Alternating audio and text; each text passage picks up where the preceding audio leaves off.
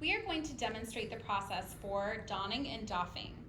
Donning is putting on and doffing is taking off. PPE is also known as personal protective equipment. PPE is used when caring for residents that may have or been near to someone who has COVID-19. The supplies that you will use are a gown, gloves that fit appropriately, an N95 mask, a face shield or eye goggles, and shoe covers. A trash can needs to be readily available along with hand sanitizer. In the bathroom, you should have a rolling table set up with a lunch bag, a freezer plastic bag, disinfectant, a clean paper towel, and gloves. Notice she has no jewelry, bracelets, or a watch.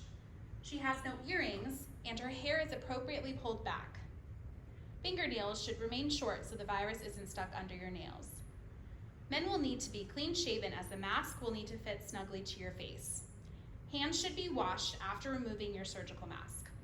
When donning or putting on your PPE, you will need to start by putting on your shoe covers. For safety, sit down.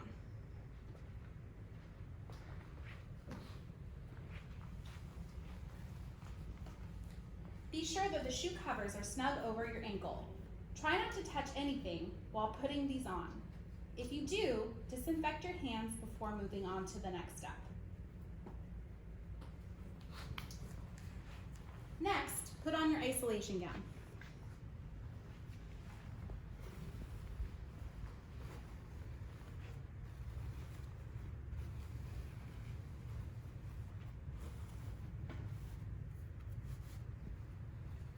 The gown is tied at the neck. Use bunny ears like you do when tying your shoes so that it is easier to remove. The longer the tie is, the easier it is to remove, and be sure not to double knot. Tie the gown at the waist on the side. The reason for tying on the side is that if you tie at the front, that is the area for potential contamination, and the tie might fall to the back and contaminate you. Contrary, if you tie at the back, it is more likely for you to contaminate your clothes. Once you have your gown on, adjust your shoulders first to make sure you are fully clothed in the front. Notice you are appropriately covered in the back. Next is your N95 mask. For the N95s, you want to cup it in the hand and have the two straps downward. Put it onto your face. Pull the top strap over the back of your head near the top. Then, put the lower strap over, bringing that down to the nape of your neck where you don't have any hair. Be sure the straps are flush. Now we are ready to mold the mask to your face, which is very important because you need a good seal to protect from the virus.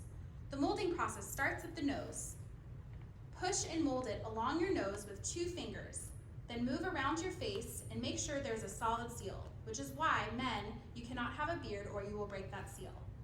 The next part is to check for any air leaks. To do this, you will need to place both hands completely over the respirator and exhale and feel for any air leaks around the mask. If you do, you need to readjust the mask so there is no air leaking coming in and out. So now you're masked up, molded, and sealed. Next is the face shield. You will need to assemble by pulling the elastic back. This will make a round shape. When you put the face shield on, make sure that the foam part of the face shield goes just above the eyebrow.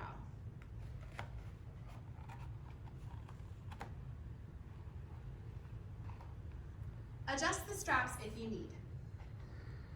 The most important thing is to make sure the shield goes all the way that covers the front of your face and the side of your face, covering the eyes, nose, and mouth. Last is donning or putting on your gloves. If you gather your sleeve in your fist,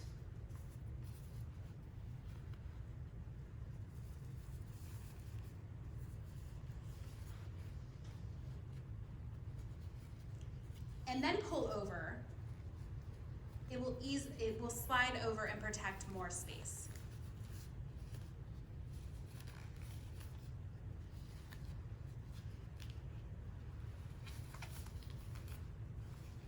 So again, put the glove or the gown slightly into your fist and then put on the glove.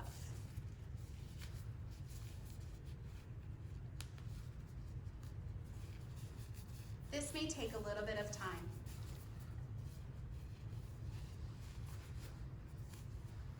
You should not see any exposed skin or gaps.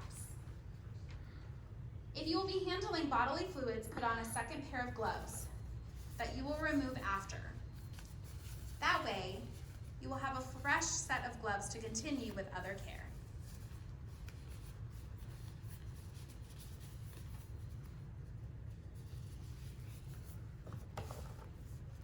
If you choose to, you may want to have a larger size glove for the second to top pair.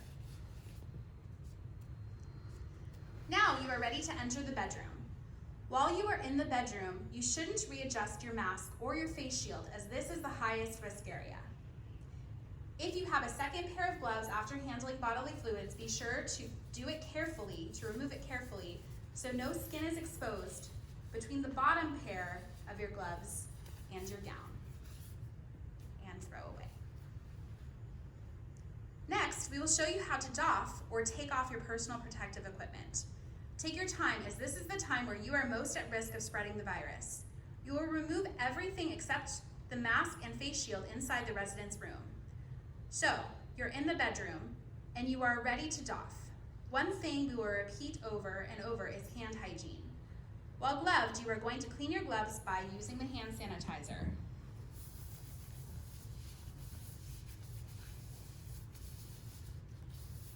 Let it dry.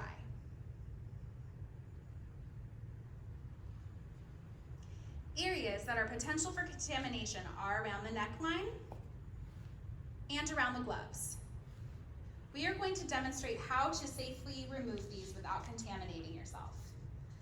Begin by taking off the boot covers. Sit down for your safety. Remove from bottom to top. Do not touch your shoes. Next, throw away. Remove the gown by slowly pulling the tie at the neck. It is important that you do this carefully without touching your hair, neck, or clothes. Do not touch the sleeves with your body.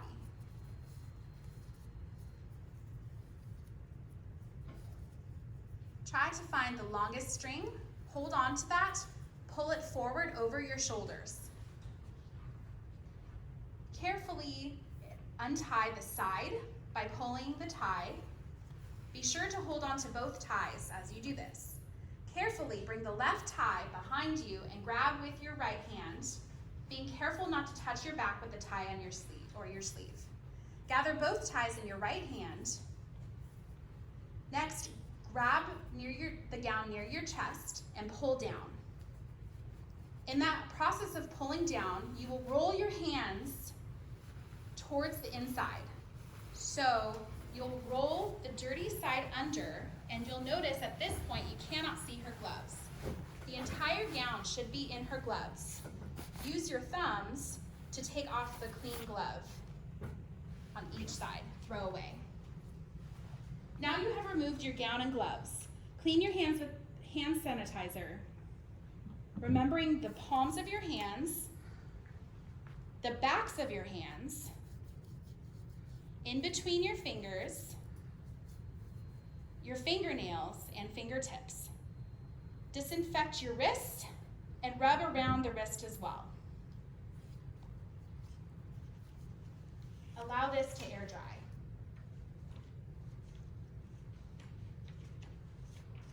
You can now leave the bedroom. Go straight to the bathroom without touching anything.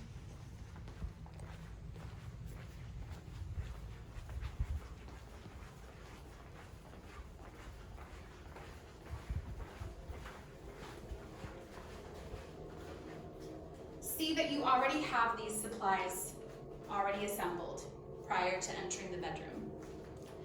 Next is removing your face shield. You are going to reach up behind your head and grab the band of your face shield. Pull over your head and remove the face shield from your forehead. Place on a clean paper towel.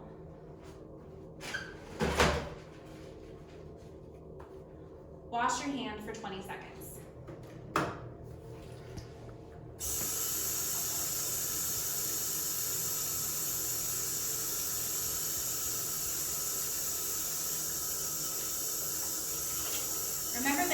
washing is the best form of preventing the spread of the virus.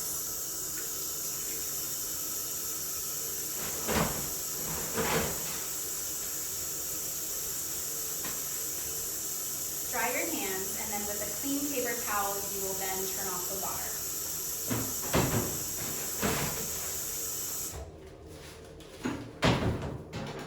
Put on a new pair of gloves.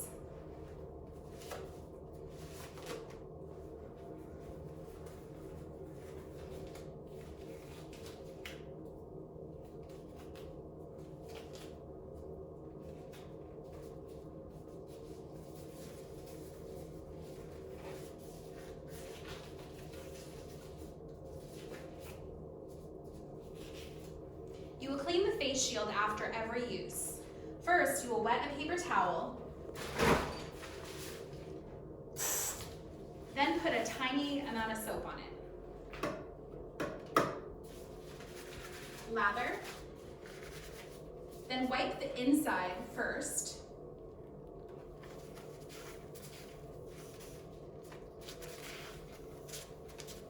followed by the outside.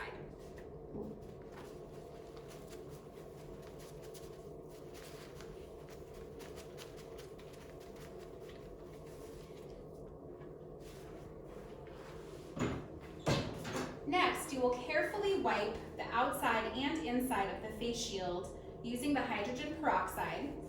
You could also use a clean cloth saturated with EPA registered disinfectant solution. Wait for 30 seconds. Wet a paper towel.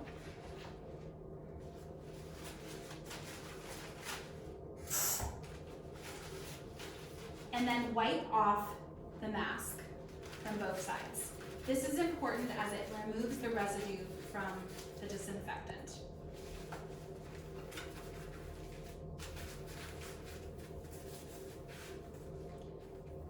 You will then dry with a fresh paper towel.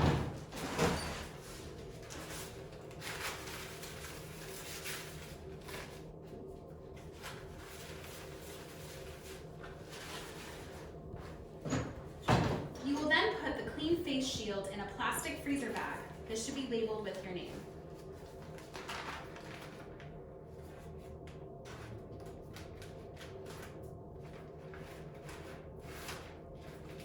You will be the only person that uses that face shield. Next, remove gloves and wash your hands for 20 seconds.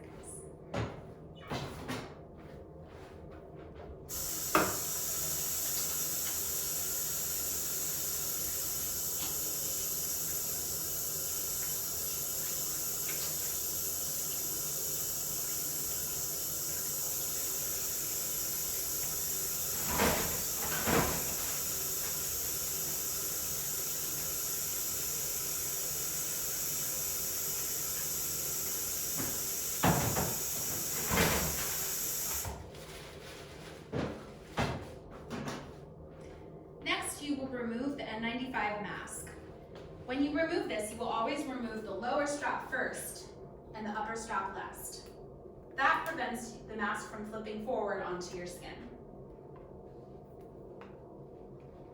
When you are not wearing it, you will store the mask in a paper bag labeled with your name. After you have doffed your personal protective equipment, you should always wash your hands with soap and water.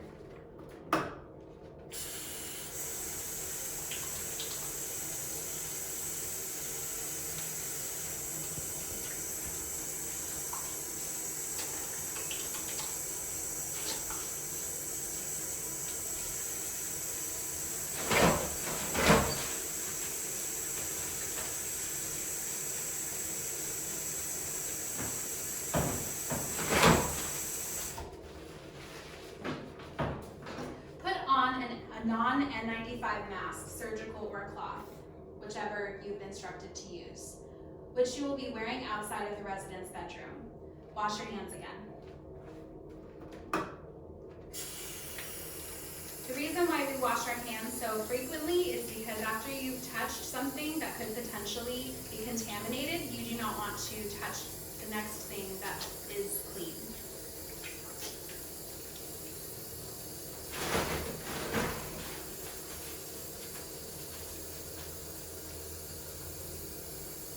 You can choose to wear the face shield and the N95 mask if you prefer. However, this is not mandatory. If you choose to do this, you must clean and disinfect after each instance of personal care, mealtime, and bed pass. Otherwise, you are not doing any of these things. You can return to wearing the surgical mask or cloth mask. Thank you for watching Because I Care.